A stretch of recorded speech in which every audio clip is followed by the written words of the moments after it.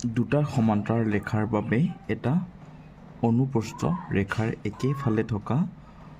অভ্যন্তৰীণ কোণৰ যোগফল হ'ল 200, 180, 90 আৰু 360। তো ইয়াৰ আমাৰ প্ৰশ্নটো আগতে বুজি ল'ম আমি ইয়াৰ এনচাৰটো কেনেধৰণে সলভ কৰিম। আৰু এবাৰ কৈছোঁ দুটা সমান্তৰাল ৰেখাৰ বাবে আমাক কেইটা সমান্তৰাল ৰেখাৰ কৈছে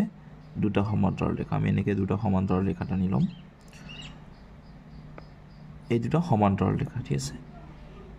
ইয়াৰ দূৰত্ব আৰু ইয়াৰ দূৰত্ব একেই এই দুটা সমান্তৰাল ৰেখাৰ বাবে এটা অনুপ্ৰস্থ ৰেখাৰ একেফালে এটা অনুপ্ৰস্থ ৰেখা এনেকৈ এটা অনুপ্ৰস্থ ৰেখা গৈছে দুটা কাটাকাটি কৰি এই এটা অনুপ্ৰস্থ ৰেখাৰ একেফালে থকা অভ্যন্তৰীণ কোণ একেফালে থকা মানে এটা সাইডত যদি এইটো কোণ হয় তাৰ একেফালে থকা সেইটো কোণ আভ্যন্তৰীণ যোগফল কোণৰ যোগফল আভ্যন্তৰীণ মানে ভিতৰুৱা একেফালত থকা ভিতৰুৱা কোণৰ যোগফল কিমান সেইটো আমাক ওলাব দিছে। তো এইটো আমি সলভ কেনেকৈ কৰিম চাম আমাৰ যদি এনেকৈ সমান্তৰাল দিয়া থাকে ৰেখা দুটা সমান্তৰাল দিলে আৰু যিটো অনুপ্ৰস্থ যিটো ৰেখা গুচি যাব এই অনুপ্ৰস্থ ৰেখাৰ আমাৰ আমি যদি এটা সাধাৰণতে গম পাওঁ যে এটা ত্ৰিভুজৰ আমাৰ কিমান ডিগ্ৰী কোণ কৰি থাকে 360 ডিগ্ৰী হয়নে 360 ডিগ্ৰী তো ইয়াত চোৱা এটা ৰেখাত সদায় আমাৰ কিমান ডিগ্ৰী কোণ কৰি থাকে 180 ডিগ্ৰী এটা ৰেখাত হয় না তো আমি যদি এইটো ৰেখা হিচাপে ধৰি লওঁ যিটো আমাক কোনো কোণৰে মাপ দিয়া নাই যদি আমি এইটো ৰেখা হিচাপে ধৰি লওঁ ৰেখাৰ ওপৰত এটা সাইডত আমাৰ কোণ এইটো কিমান হ'ব পাৰে দুটা মিলি 180 ডিগ্ৰী হ'ব পাৰে হয় না এতিয়া চোৱা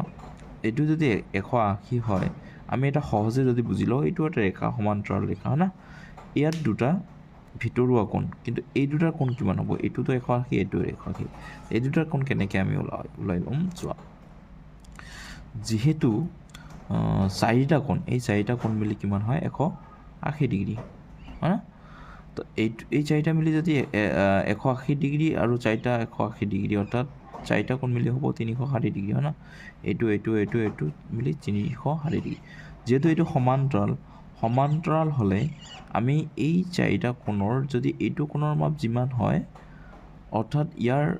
সমান্তৰাল ৰেখাৰ মাজে অনুপ্ৰস্থ যিটো ৰেখা এইটো গুচি গ'লে তাৰ বিপৰীত এংগেলৰ অৰ্থাৎ এই কোণটো আৰু এই কোণটো কি হ'ব সমান হ'ব অৰ্থাৎ আমি গম পালোঁ যে এইটো কোণ আৰু এইটো কোণ যদি সমান হয় অৰ্থাৎ এইটো আৰু এইটো মিলি 180 ডিগ্ৰী অৰ্থাৎ এইটো আৰু এইটো মিলি কিমান হ'ব 180 ডিগ্ৰী এতিয়া চোৱা ইয়াৰ ভিতৰৰ যিটো কি আছে আৰু ইয়াৰ ইফালৰ কোণটো মানে তাৰ বিপৰীত কোণটো কি হয় 180 ডিগ্ৰী